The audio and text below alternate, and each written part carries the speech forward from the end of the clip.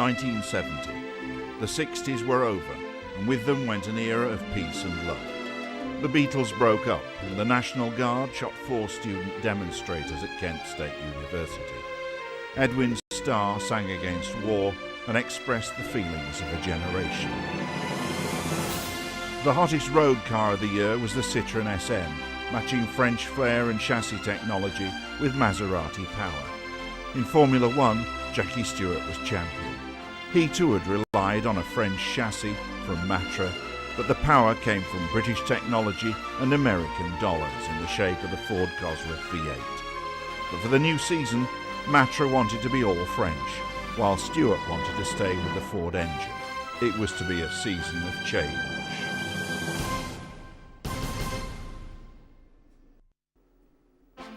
The most important new name among the teams that would compete in Formula One in 1970 was March.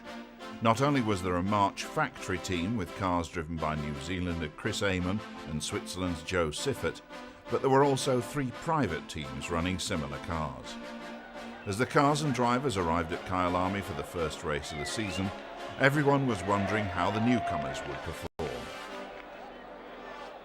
Most important among the independent March teams was Tyrrell, which would be bidding to help Jackie Stewart retain his championship.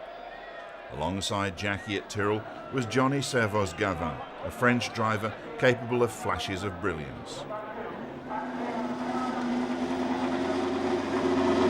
Matra was now an all-French team, with drivers Jean-Pierre Beltoise and Henri Pescarolo.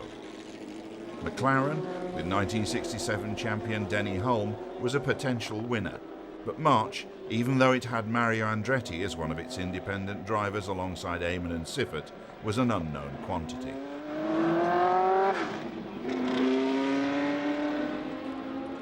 Not so Brabham, which could call on the experience of its founder and the local knowledge of Peter de Klerk.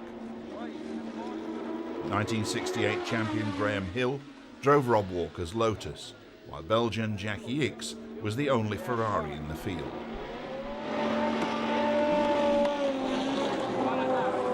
BRM had Pedro Rodriguez and a new designer, Tony Southgate.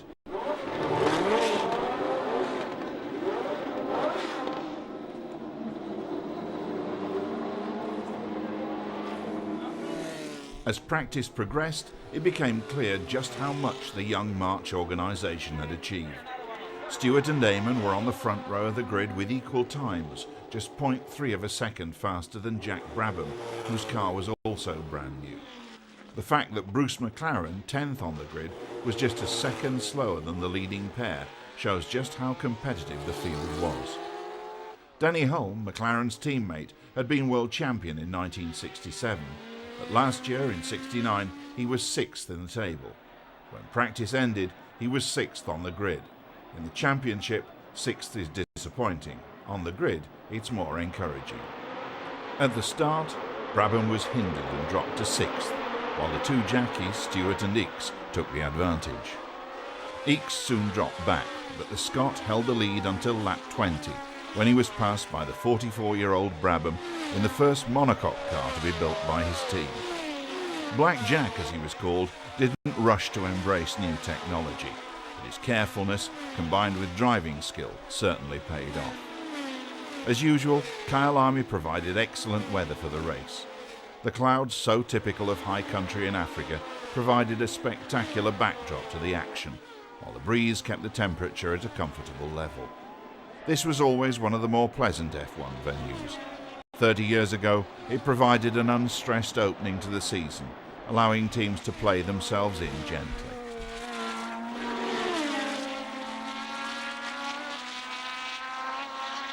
As is so often the case in the first race of the year, there were plenty of retirements.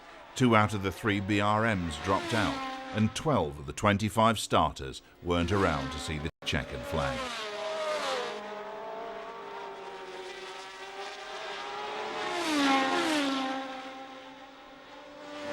Jack Brabham, however, did see the flag. Driving steadily, he led home Denny Hulme's McLaren by just 8 seconds. Stewart was 3rd, but the only other march to finish was that of Siffert, back in 10th place. The march was fast and competitive, but the design was more 1969 than 1970. Ken Tyrrell was already thinking of an alternative. In May, the Grand Prix caravan came to rest in Monte Carlo, where stars like Kirk Douglas were happy to hang out with the drivers and the autograph hunters were in heaven.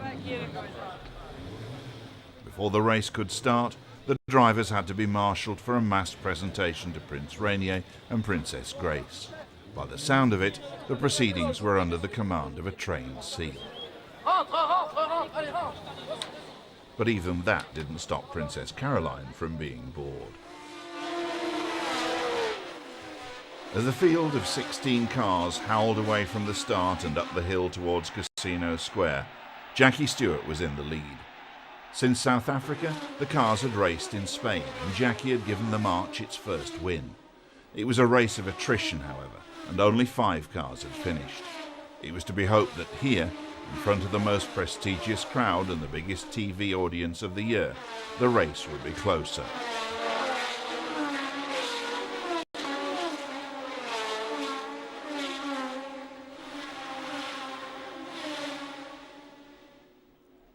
For the first third of the race, Stewart looked as though he could repeat his success in Spain. As the blue car swept through all the famous landmarks of the Monaco circuit, the reigning champion looked completely at ease.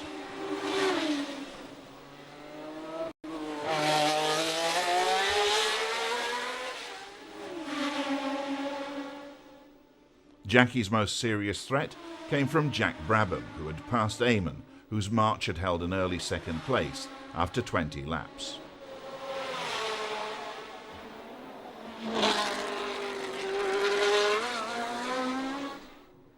The Matras were going well here, and Henri Pescarolo, who'd started 8th, was moving steadily through the field. As the time passed, the rigours of the circuit took their toll. Jackie Oliver's BRM suffered an engine failure, and around the circuit the marshals were dealing with dropped oil. Graham Hill had made good progress after swapping cars and starting from the back of the grid. He'd climbed into the top 6 and was chasing Hull. After 27 of the 80 laps, Stewart stopped in the pits for attention to his engine's electronics. He rejoined the race, but his wife Helen's lap chart no longer showed him as a potential winner.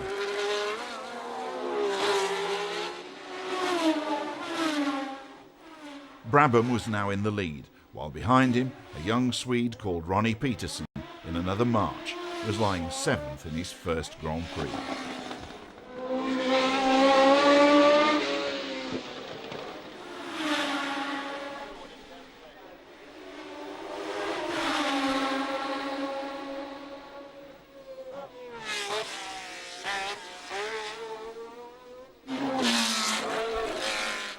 Hill and Pescarolo were now well in the points, but Brabham looked a certain winner, ahead of Eamon and Jochen Rindt, who'd steadily worked his way through the field from 7th on the grid.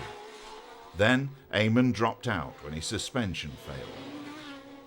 The veteran Australian was now in a perfect position, although the young Lotus driver was pressing him hard. Then the unbelievable happened. As Brabham approached the very last corner of the race, the gasworks hairpin, he misjudged his braking and buried the nose of his car in the straw bales. Rindt slipped past to win, while Black Jack hurriedly reversed out to take the flag for second. Rindt was the winner, however, and Colin Chapman's leap of joy said it all.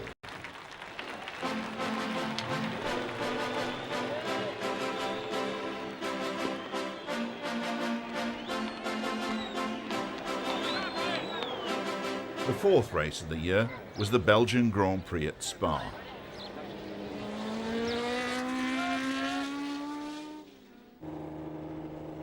There was a new face at Ferrari, Giunti, alongside Ickx on his home ground, but the rest of the field had changed little. Joe Siffert was in his March, as was Chris Amon.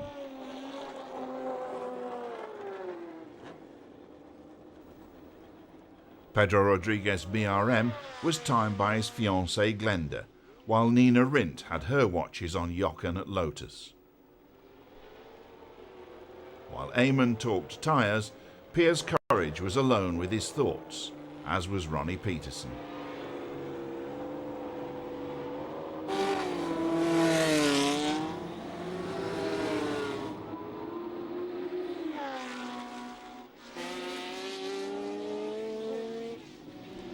The Spa track was very fast, and theoretically the V12 engined cars like Pedro Rodriguez BRM should have had an advantage. But the front row of the grid was all Cosworth, comprising Stewart, Rindt and Eamon ahead of Ickx, the first V12 runner, and Brabham. Piers Courage, in the De Tomaso run by Frank Williams, was trying a new fighter pilot helmet.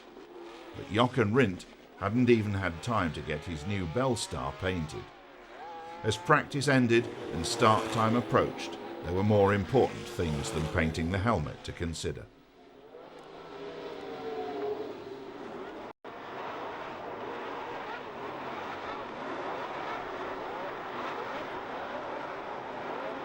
Race day was fine, and apart from an official who seemed to forget where he was, the start was perfect.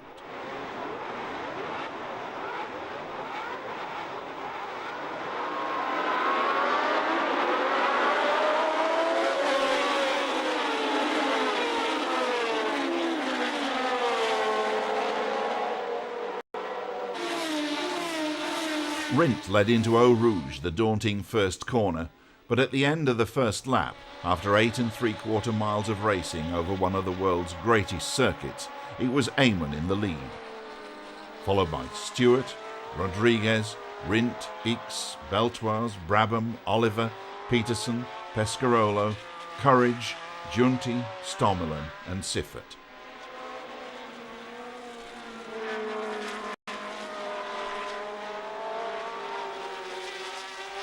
Stewart led the second lap from Eamon, Rindt and Rodriguez, but by lap 3 the New Zealander was ahead again.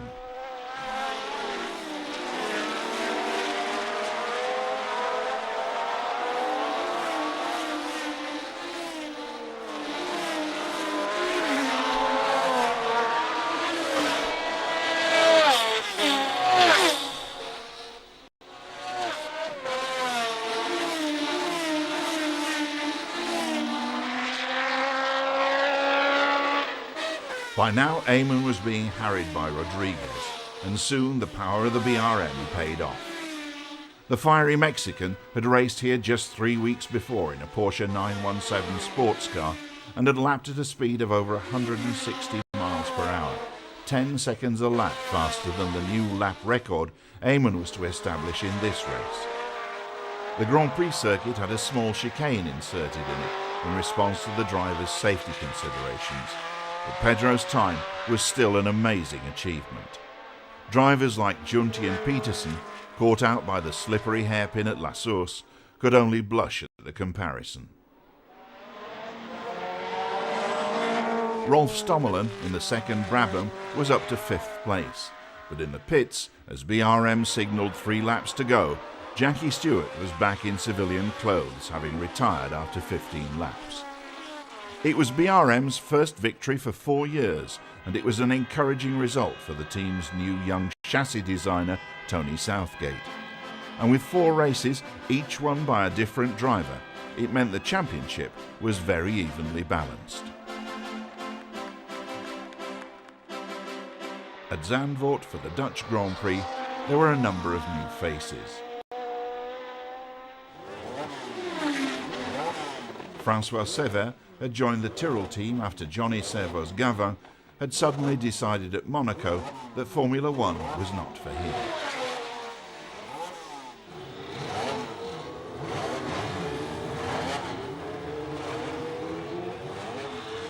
America's Dan Gurney, chatting with Graham Hill, was in Holland for the worst possible reason. Just 2 weeks previously, Bruce McLaren, founder of McLaren Cars, had died while testing a Can-Am car. To make things worse, Denny Hulme had crashed at Indianapolis and burned his hands so severely that he couldn't drive. The McLarens were therefore driven by Gurney and Peter Gethin. The third McLaren was being driven by John Surtees, who'd formed his own team and was in the process of building his own car. There was a new man at Ferrari too. Swiss driver Clay Regazzoni was backing up team leader Jackie Ickx. There was also an important new car, the Lotus 72. It was a radical design, unlike any of the cars that were practicing alongside it. The traditional front-mounted radiator had been replaced by two, set one on either side of the driver. This gave the car a dart-like profile that hid two other important innovations: inboard brakes and suspension by torsion bars rather than the almost universal coil springs. Despite a minor accident in practice, Jochen Rindt put the brand new car on pole position, and he set the other team's designers thinking very hard. As the pre-race skydivers packed up their parachutes and the start flag was prepared, everyone was wondering whether the new Lotus would live up to its qualifying performance. Stewart and Ickx were beside Rindt on the front row, and as the field, minus Eamon, whose clutch had failed, erupted across the line, it was the Ferrari that took the lead.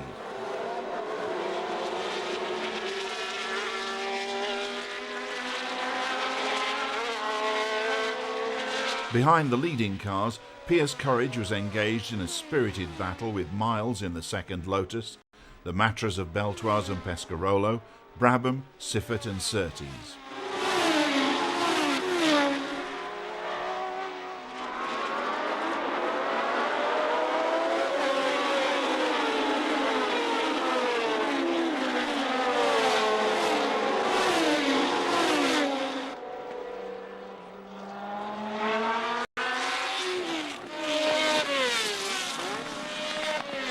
Courage, in the red de Tomaso, was driving in a manner that lived up to his name, racing against better-funded rivals.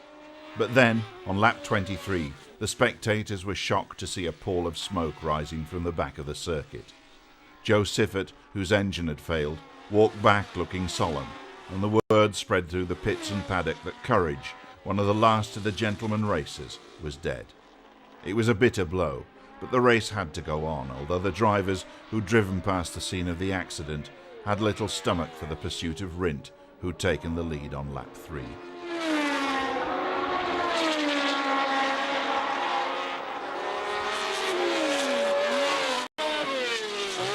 It was hard to concentrate on the job in hand, but Jochen Rindt closed his mind to the loss of a close friend and drove smoothly and precisely to bring the Lotus 72 home to its maiden victory.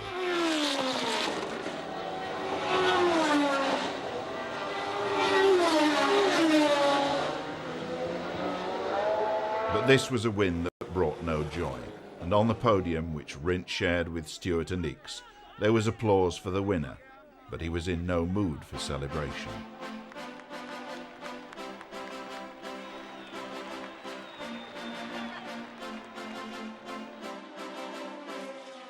The 1970 French Grand Prix was held among the pleasant hilly surroundings of the Charade circuit close to Clermont-Ferrand. It was the last of the circuits to utilise normal public roads, and as such it was a throwback to the past. Denny Hulme was back among the familiar faces on pit lane, wearing heavy gloves to protect his burned hands, which were still painful.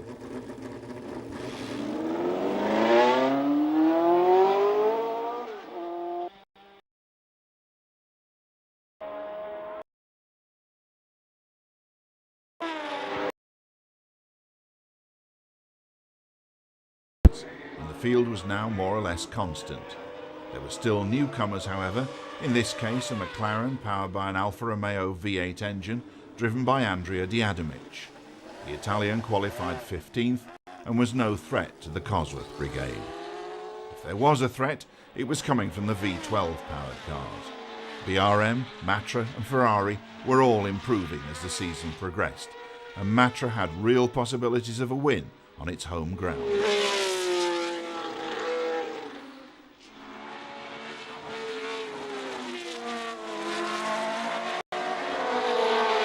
The Ford Cosworth V8s were far from outclassed, however, and although Ickx and Beltoise made up the front row of the grid with their V12-powered Ferrari and Matra cars, Cosworths powered the next four fastest qualifiers: Eamon, Stewart, Brabham and Rindt.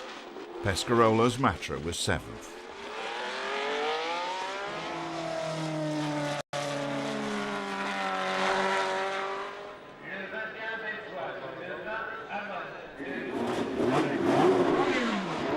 In the days before refuelling rigs, the equipment was much simpler.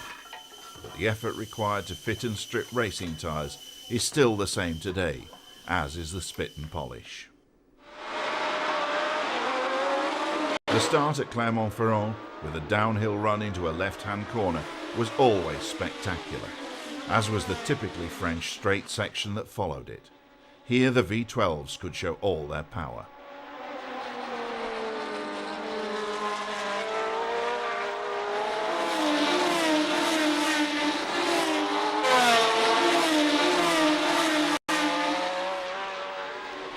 The early part of the race was dominated by Ickx and Beltoise, with Stewart holding on to third place. But after 5 laps, the Scot was forced into the pits with a problem in the black box that controlled engine electronics that were advanced for 1970, but which would be simpler than those on a family car of today. When he re-entered, Jackie was in 18th place, with a hard task ahead of him.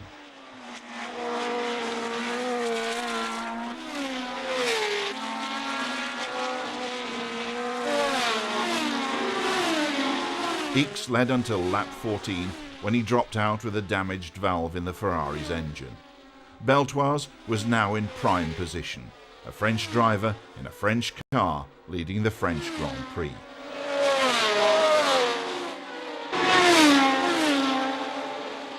Sadly, it wasn't to last, and on lap 25 he had to pit with a puncture. This left Rindt in first place ahead of Eamon. In the pits, Ken Tyrrell was watching Stewart's progress as Ronnie Peterson came in with a broken gearbox on his march.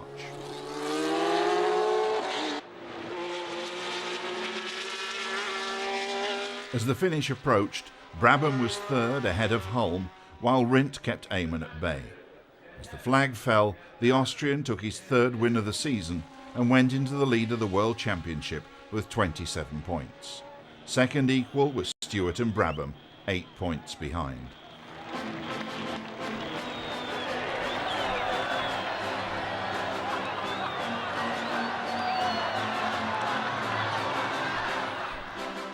The 1970 British Grand Prix was held at Brands Hatch to the south of London. Among the shapely noses lined up for practice, there was a newcomer. John Surtees' team, based near Brands Hatch, had completed work on his new car and it was ready for its first race. There was a new driver too. Alongside the established stars like Stewart in his new Dunlop overalls and Mario Andretti back in a March after a gap of 4 races, there was a young Brazilian named Emerson Fittipaldi being given his first chance in Formula 1 in a now outdated Lotus 49. The inboard brakes on Jochen Rindt's new Lotus 72 needed special coolers, but Jack Brabham only needed to worry about tyre temperatures. The cars that lined up for this race, which marked the halfway point of the season, represented an interesting mix of design philosophies. The Lotus 72 represented the future, with its radical concept of moving the radiators to the sides of the car and making the nose as slim and aerodynamic as possible. The Ferrari 312, on the other hand, in terms of its chassis at least, represented the past, for the body was still a tubular frame rather than a one-piece monocoque. The strength of the red cars lay in their powerful flat 12 engine. The rest of the field represented the state of the art, with monocoque bodies and front-mounted radiators in cars that expressed each individual designer's idea of the ideal racing machine.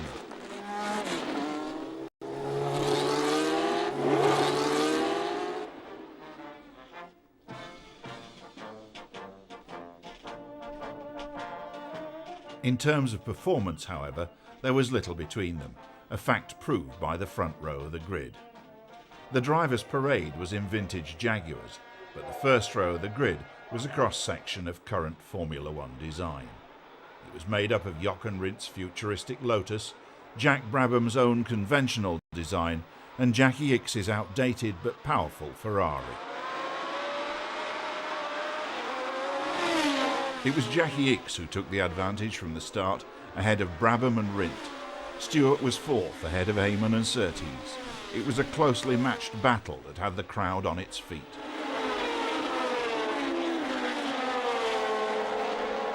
can be a very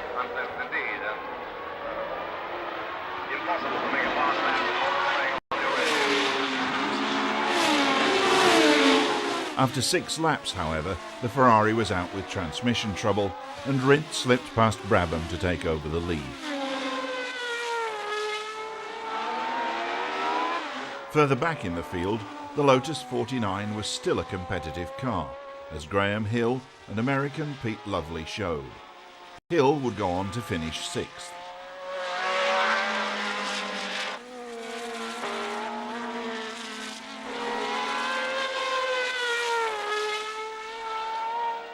The speeds and the temperature were hard on engines, but the Cosworths in the leading cars, which included Holmes' McLaren after Oliver's BRM retired, showed no sign of giving up.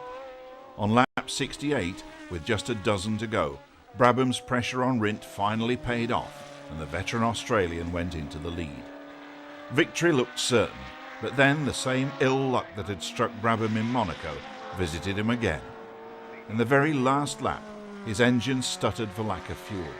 Once again, the Austrian flew past him with the flag virtually in sight, and Brabham rolled across the line to the sound of sympathetic applause. With the season at its midpoint, Rindt was establishing a useful championship lead. Poor Jack Brabham, who'd seen 2 certain wins turn into 2nd place behind the Austrian youngster, had every right to feel frustrated. But for fate, he would have been 1 point ahead. 1970 was the first year in which the German Grand Prix was held at the Hockenheim circuit near Heidelberg. The change from its traditional home, the Nürburgring, was at the insistence of the drivers, who said that they would not drive on the ring unless crash barriers were erected along its entire 14-mile length. Hockenheim had been used for other races, but for many of the Formula One drivers, this was their first visit to the circuit with its unique format. The fastest part of the track ran through forest, where there were no spectator facilities, but the twisting stadium section, where the pits and the start and finish were located, held over 150,000 fans. The mass of humanity in the stands could provide a wall of sound as loud as that in the biggest football stadium. During practice, when the attendance was smaller, the atmosphere was relaxed, but on race day, with a full house, Hockenheim would be a pressure cooker. The nature of the track, with flat-out runs into the forest and out again, put an emphasis on power and high-speed aerodynamics.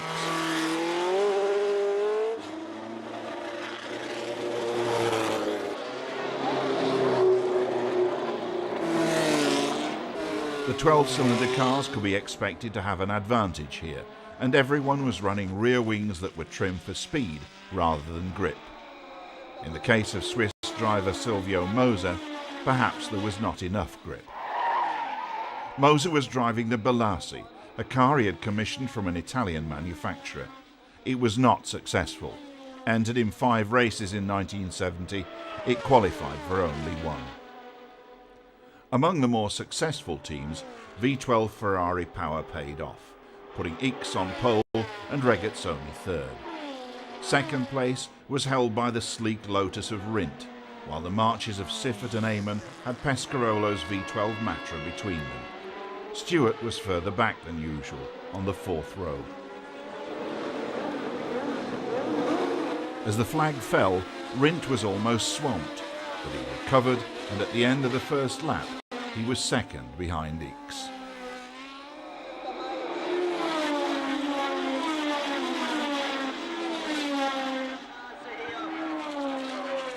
First of the top contenders to retire was Brabham, out after only 5 laps with an oil leak. 10 laps later, Regazzoni was spinning out with a seized gearbox, but Ickx, in the number 1 Ferrari, was still battling ferociously for the lead with Rindt.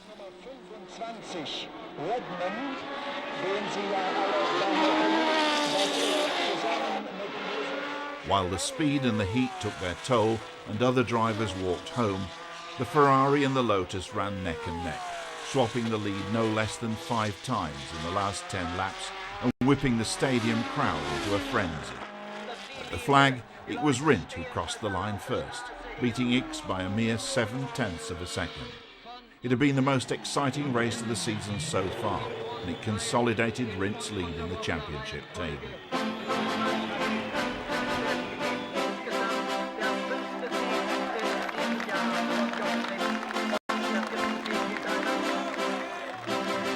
After Hockenheim, the Formula One circus moved on to yet another new venue, the Österreichring. The circuit, a little over 3.5 miles long, threaded through the hills near Zeltweg, the airfield circuit that had been the cradle of post-war racing in Austria. The surroundings were beautiful countryside, and the atmosphere was a cross between a country fair and a top-line motor race.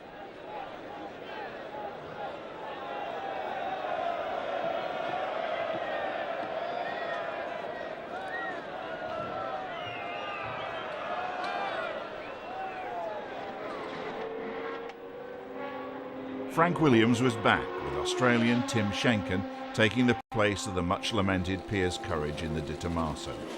It was Schenken's first Grand Prix, but for fellow Aussie Jack Brabham, it was his 122nd. Gethin and Diademich were in McLarens, the latter with Alpha Power. Joe Siffert and Mario Andretti were both March mounted. Pescarolo and Beltoise were in the Matra Simcas, still full of promise but lacking results, despite the work of their engineers. Colin Chapman, convinced of Emerson Fittipaldi's potential, was giving the young Brazilian another run in the Lotus 49. Although Jochen Rindt took pole position to the delight of his home crowd, after practice it was the Ferrari pits that were full of confidence. At the beginning of the season, the team had entered just one car for X. Here in Austria, there were three, for the Belgian, Regazzoni and Giunti, and all three were in the top 5 qualifiers. Regazzoni was alongside Rindt on the front row, X ahead of Stewart on row 2, and Giunti 5th ahead of Eamon's March. The prancing horse was on form and ready to race.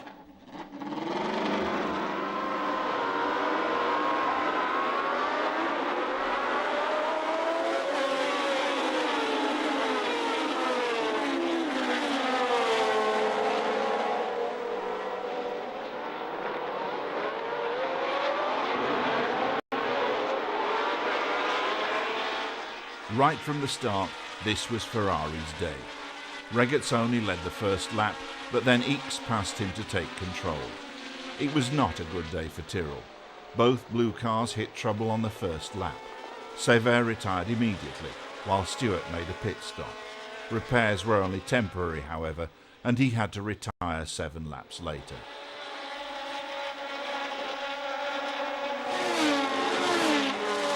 The combination of traffic in the pits, officious local police, and the Italian temperament of Ferrari engineer Foghieri was a volatile mixture. The situation wasn't helped when John Miles brought his Lotus in to retire after only 5 laps.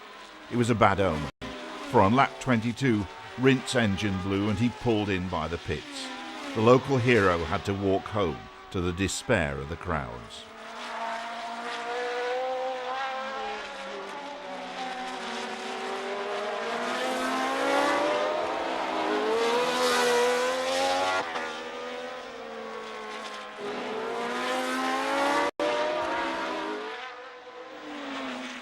On lap 35, Brabham, who'd been running 5th, pulled into the pits after a stone punctured his radiator. In a magnificent team effort, his mechanics fitted a new one and sent him back into the race within 5 minutes. There was some consolation for the Brabham team when Stommelen took 3rd place after Beltoise, who'd chased the Ferraris throughout the race, had to stop for fuel with just 3 laps to go. The triumph, however, went to Ferrari, with X and Regazzoni finishing 1st and 2nd and recording identical fastest laps on the same lap to share the lap record. With the win in Austria, expectations were high for Ferrari at their home Grand Prix at Monza, where, as usual, the sun shone brightly. Graham Hill had a new Lotus 72 for the race, but this was a circuit where the V12 engines of BRM, Matra and Ferrari should have the advantage.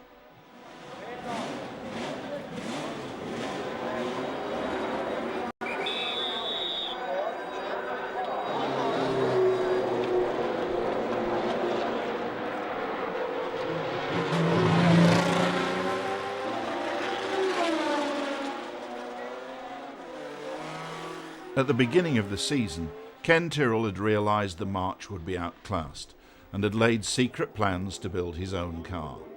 It made its first appearance here, but only in practice. It was not yet ready to race. McLaren had Gethin and Hulme in works cars, Bonnier in a private entry, and Italian Nanni Galli in a second Alfa-engined car. But Bonnier and Galli both failed to qualify.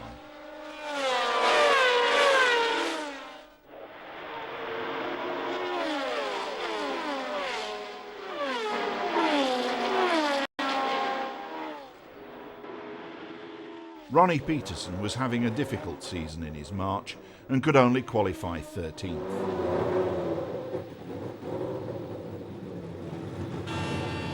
For Lotus, however, things were going very well. Jochen Rindt was leading the championship with 5 wins. For team boss Colin Chapman and Jochen's wife Nina, the pressure was off here. But then, out of the blue, tragedy struck. During Saturday afternoon's practice session, as the Austrian braked from 200 miles an hour into the Parabolica curve, a mechanical failure sent the car into the guardrail. Help was on hand instantly, but Rindt's injuries were too severe. He died in the ambulance on the way to hospital.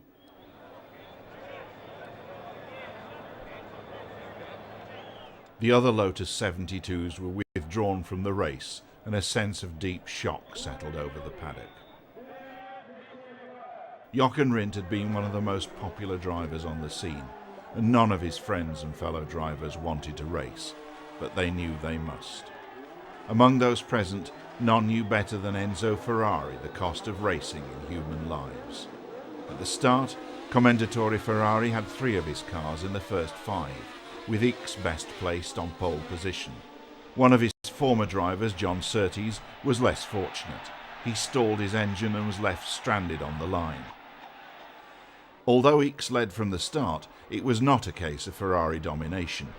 In a typical Monza race, where a group of drivers would slipstream each other and grab an advantage wherever they could, Ickx, Rodriguez, Stewart and Regazzoni all held first place at some point.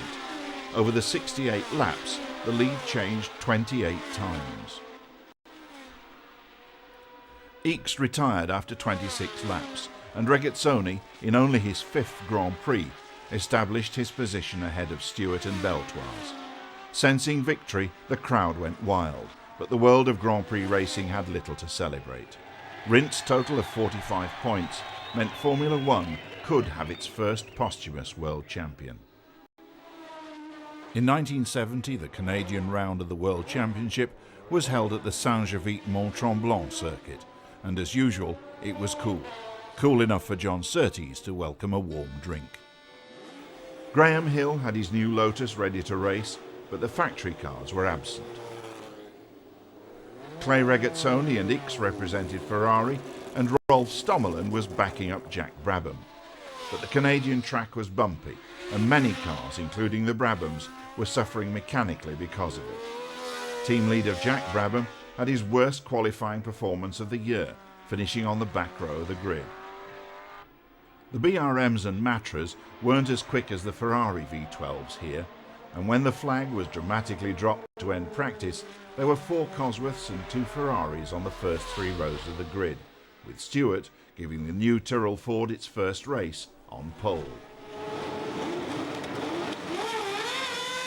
Stewart led the field away at the start, leading Ickx, Rodriguez and Surtees, but local driver George Eaton in the BRM was very slow.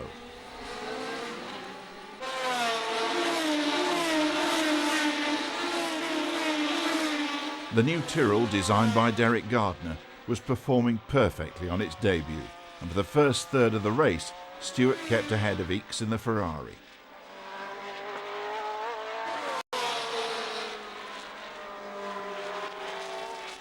Siffert was the first retirement after 22 laps, while Hill's Lotus 72 was not running as well as the factory cars.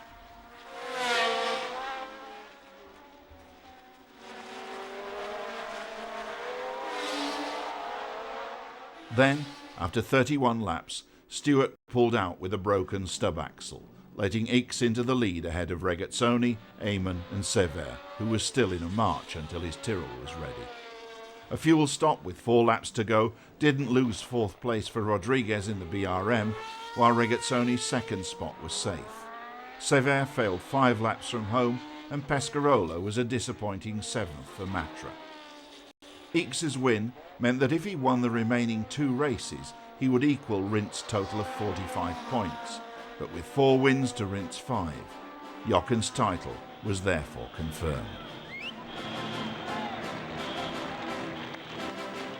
The bright sunlight and chilly temperatures of Watkins Glen in New York State saw the return of the Lotus team, with new recruit René Wiesel and new team leader Emerson Fittipaldi. It was a first chance for Peter Westbury in the BRM team, but for others it was almost the last chance to make their mark.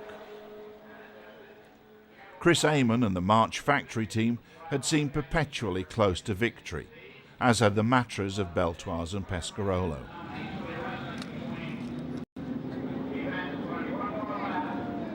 Pedro Rodriguez had 1 win for BRM, but felt he deserved another. The topography of the Watkins Glen circuit meant that although the weather was dry for practice, the cars left the pits through water draining off the higher parts of the infield. It was a hazard that was unique to America's best-known Grand Prix circuit.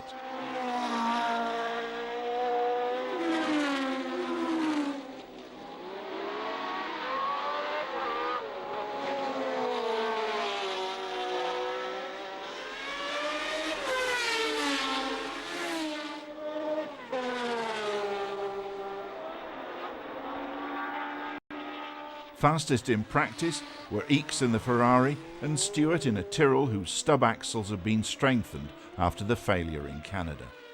The new car was performing perfectly, and Jackie felt completely at ease with it. Less at ease were Ronnie Peterson, who'd not had a good season in the March, and Derek Bell, finding the limits of adhesion of the second Surtees. Other drivers also found the surface slippery, while for the tyre technicians, a wet pit lane and a dry track was a combination that defeated even their black arts.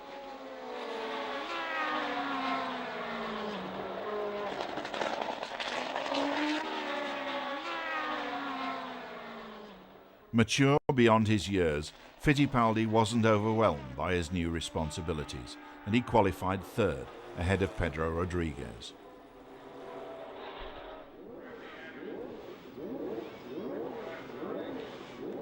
Emerging from a crowd of mechanics and hangers-on, and under the eyes of the press, the cars moved up to a start which saw Jackie Stewart surge into the lead.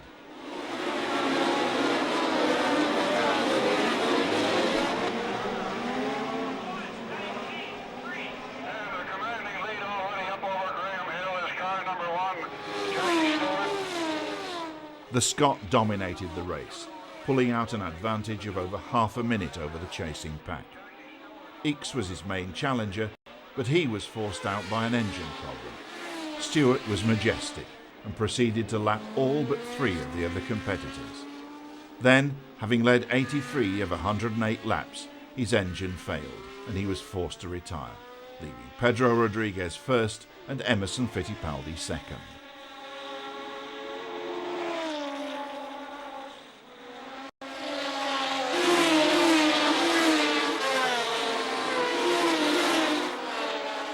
But the drama wasn't over. With just 7 laps to go, the Mexican dived into his pit. As in Canada, he was low on fuel. He held on to second place, but Emerson Fittipaldi had passed him to take his first Grand Prix win. René Wiesel was third, making the Lotus team's comeback complete. As Colin Chapman and the Lotus team members surrounded their new young hero, some but not all of the sadness they had suffered since Italy was lifted from them. They had the Drivers' and Constructors' Championships, but the cost of those championships was a tough one to bear.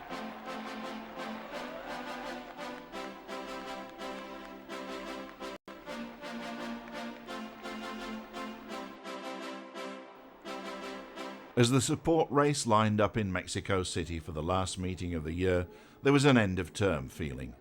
The Mexican Grand Prix had an atmosphere all its own. The social life was fun, for the girls were well dressed and glamorous. The police, however, were merely well dressed. With the title decided, everyone was thinking of next year. Chris Amon was going to Matra, while Joe Siffert was to join BRM. Regazzoni and Stewart would stay where they were, as would Wiesel. The big name that would not be around in 1971 was Jack Brabham. After 21 years in racing, 14 Grand Prix wins and 2 world titles, he was retiring at the age of 44. The cars that bore his name, however, would continue.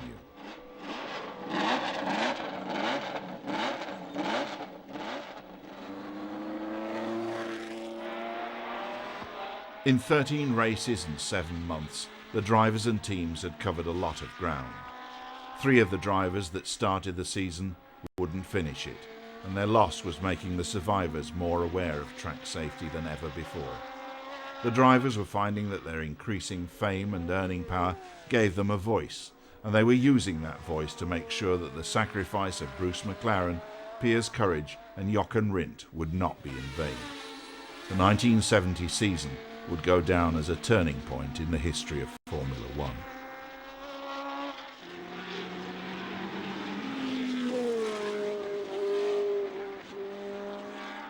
The special atmosphere of Mexico wasn't all good. The race was so popular that a crowd of around 200,000 turned out to see it. When the spectators moved to the very edges of the track to get a better view, even the Mexico City police couldn't persuade them to move back to safety. The start was delayed for over an hour, while the drivers went out and begged the spectators to move back. They did move, but not very far, and as the field moved forward to the grid under the control of an excitable official, the crowd was still not behind the barriers. Regazzoni was on pole ahead of Stewart, with Ickx third and would-be pensioner Jack Brabham fourth. Behind him were Amon and Beltoise.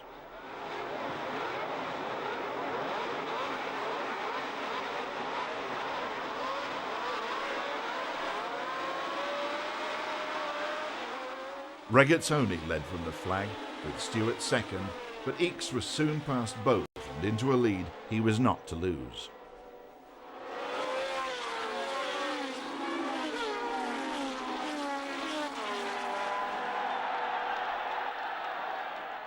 Sever, still driving a march, was out after 8 laps, but nothing, even abandoned cars from earlier races, interfered with Ickx and Regazzoni.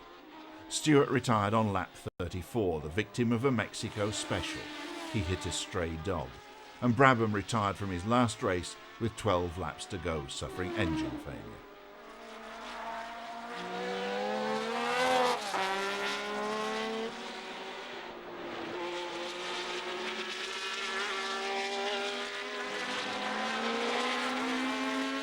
Denny Hulme took over third place behind the Ferraris, but the performance of the cars from Maranello, which had improved enormously since mid-season, gave all Italy hope for next year. Second and third places in the championship standings underlined Ferrari's success, but Jackie Stewart's fifth equal with Brabham was not worthy of the potential of the driver or his new Tyrrell. The disappointment of the year was the performance of March. Too many, too soon, and an unadventurous design was not the formula for success. But when everything else is forgotten, the one aspect of the 1970 season that will always be remembered is Jochen Rindt, who never lived to enjoy his title.